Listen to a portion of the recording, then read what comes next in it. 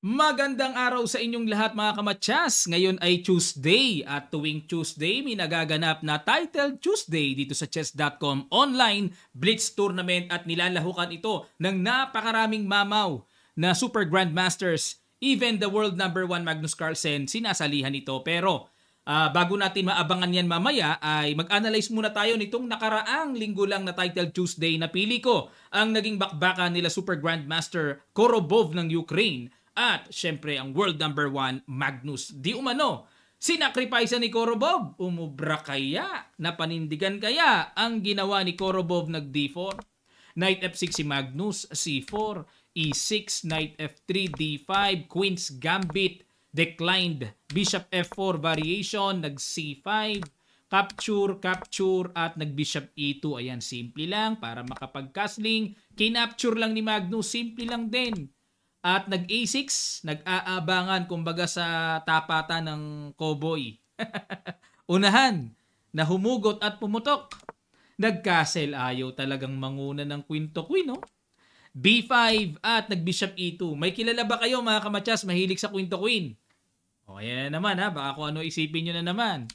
Nag-bishop B7, rook C1 develop at yan ang novelty dahil ayon po sa naitalang record pa, may tumira na ng knight e5.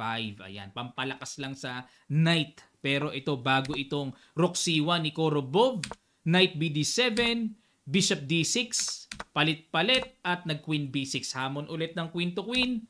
Rook fd1, rook ac8, a3 para walang b4 at nag-queen takes, rook takes, knight c5. Kung papansinin nyo po, napakatahimik ng laban, symmetrical ang pawn structure halos.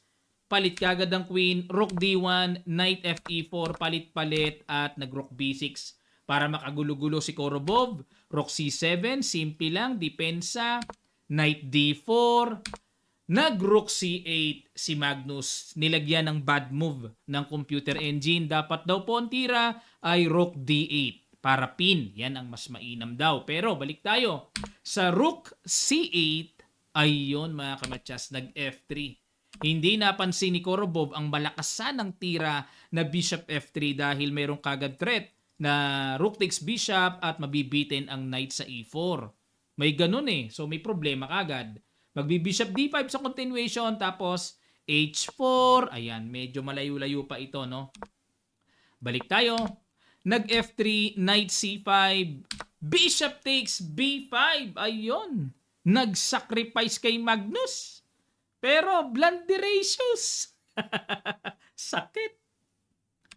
Grabacious na sacrifice yan. Dapat daw rook d6.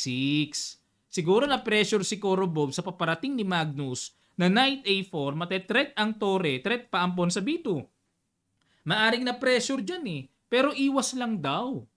Oh, wala namang problema. Pero nag-bishop takes b5, bumalagbag ng sacrifice. Mapangatawanan kaya? O knight a4, good move, saktong-sakto tira. Oh. The best defense is to counter-attack. Ganda ng counter. Rook d6, rook c1, b4, king f8, syempre po, endgame. Kailangan ng iaktibo. King f2, bawas muna. Syempre, kasi pag nag-king e7, may check, makukuha yung bishop eh. Bawas muna and king e7. Ayun. Rook d2, bishop a6, knight d4. Ayan, ang pinanghahawakan dito ni Korobov, okay, lamang ka ng isang pyesa, pero paano naman ang connected pass pawns ko? Yan pa yung natitirang pag-asa niya eh. Nag-rook c3, ayan na, panahon na para magbawas-bawas. Nag-e4, g6, ayaw pang capture rin, ano? Ay, may knight c6 check. e5, knight b6, ililipat ang knight sa d5. Nag-A4, talagang pinapakain na.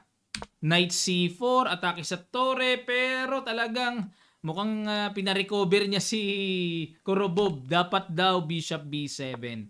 Tanong, bakit hindi makapture-capture ang pawn na yan? Magro-rook A2, may ganun pala. Nakapin, mababawi isang pyesa. Oo nga, no? Balik tayo. Knight c4, rook a2, ayun. Okay na kung nakita ang move na knight c6 check, persado king f8, Rook D8 check, King G7, and Rook B8. Ayun. Halos equal lang ito kung tutuusin. Magbi-B5. Ang lakas ngayon ng connected marching pass pawns. Pero hindi po nakita yan ni Korobov at nag-Rook A2 siya. Ayun, pingasan tuloy ng pawn. Walang lundag ng knight sa C6. B5, Bishop B7, A5, Bishop D5, threat muna. Rook A1 and nag-Rook D3. Ayan, para threat muna. Knight E2, Bishop C4, A6, Rook D2. Relax lang, relax. Hindi na pe-pressure sa pawn. A7, bumigay ang knight, King G3, and Bishop D5. Grabe talaga si Magnus. B6 and simple knight D7. On time, nakabantay ang mga pyesa. Babagsak ang marching pass pawns. Perfect ang pagkakadepensa mga kamatyas. Resign si Korobov. Bakit po? Halimbawa kung mag-Rook B1 para depensahan, mag-Rook A2. At pag pinuwers ang B7, kakapturin na lang ang pawn, B8 queen, kakapturin, may sobra pa rin isang pyesa at isang pawn. Totally winning for black. Kaya po, isinuko na ni Korobov. Nagwala kasi si Korobov ng sacrifice eh. Kapag world number 1 ang sasacrificean, nako, napakabigat na obligasyon. Responsibilidad ay napakalaki na dapat panindigan. Siyempre, Magnus na yung sinacrificean mo eh. Dapat meron ka talagang matibay na continuation. Otherwise, wala po talaga. Hindi mananalo. Okay? At mag-aabang tayo ng magiging resulta sa Title Tuesday later.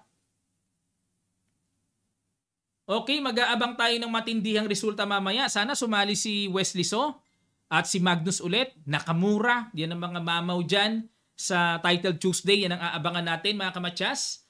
At dahil mabilis po ang ating analysis ngayon, panoorin nyo naman ang aking online best game sa chess.com.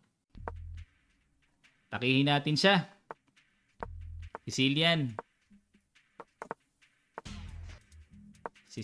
attack. Oy, naku, kamuntik. Sicilian attack. Dito tayo. F5. Sicilian attack. Okay. Doon tayo sa medyo kakailang. Lakas ng bishop ko. Gitnang gitna. Dito tayo para wala na siyang panggulo. Dito tayo para may h4. Okay, iwas lang.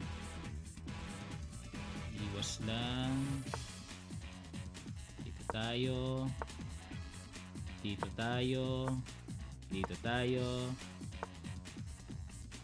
Ayan, para may g4 ako.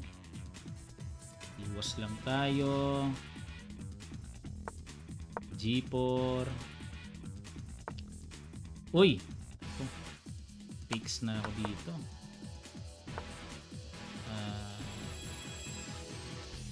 H5 siguro. Check muna ako.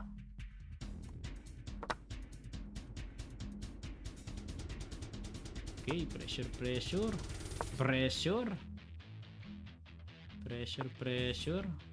Check tayo. Dito tayo. Fix.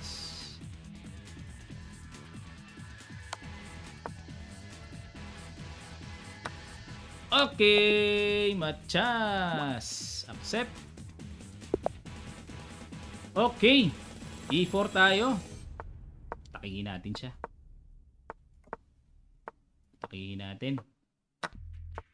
Atake tayo, atake. E4 attack.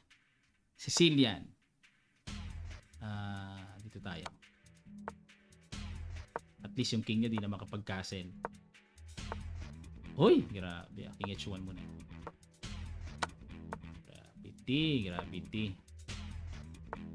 Gravity na yan. Yan, gulo-gulo.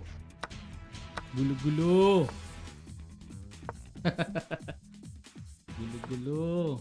Uy, naku, yari ka dyan. Yari ka dyan, boy! Oh, grabe talaga si boy. Oh, grabe talaga si boy. Oh, grabe talaga si boy. Okay.